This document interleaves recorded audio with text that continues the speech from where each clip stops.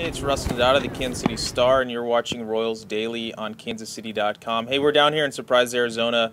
It's Wednesday, second day of full squad workouts. The Royals were worked out again this morning, hit against live batting practice, a lot of pitchers getting some more work in. And one of those pitchers was left-handed pitcher Brian Flynn, a guy that had a really strong camp last year and that got injured early in the season. Blair, I think you talked to Brian today. What are your kind of just thoughts on him and these kind of under-the-radar stories entering camp? He's one of them.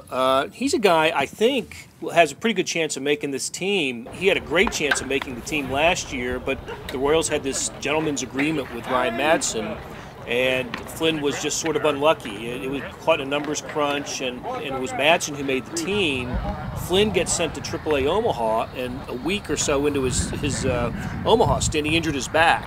It was a slow first 2 months, and then after that, kind of exciting to get into the throwing again. And unfortunately, I had a setback during that process, so that's kind of what ended my season there. Was that setback probably around July, because I think there was a lot of optimism that I was going to get back by mid-August or so, and it just didn't work out that way. So once that setback hit, it kind of shut down for the rest of the year. I'd always said if I had a choice, I'd love to play. Kansas City would be great because it's only 4 hours away, and then as soon as I went to Wichita, it was absolutely because of nice quick drive here. I got a lot of buddies that live in Kansas City now that I went to college with, so a lot of extra incentive to make that team stay close to home and have everyone be there to see me and everything. So Brian Flynn is back this year trying to make the team, and we asked Ned Yost about Brian Flynn earlier.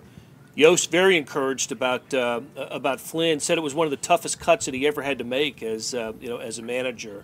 So Flynn's just one of those stories that I find pretty intriguing, interesting about this time of in spring training. Another one is some of the positions we've talked earlier about how there are no real position battles here, but one of the positions of intrigue would be right field and Gerard Dyson's role on this team. Yeah, interesting thing about Dyson is I feel like he's so sort of entrenched in their core of players. I mean, he came up with Hosmer and Moustakas and all those guys, and I think if nothing else, it's sort of encouraging for those guys to see Dyson get a chance to play every day. I mean, he may not play every day. It might be a platoon role.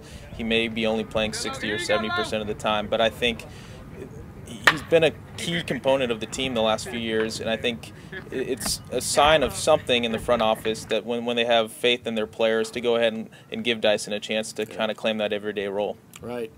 So that's the spring training continues. The games start the week from? Week from today. Next Wednesday against Texas Rangers at Surprise Stadium. So follow the coverage and the photos and videos. John Sleezer and the coverage of the Kansas City Star and online at kansascity.com.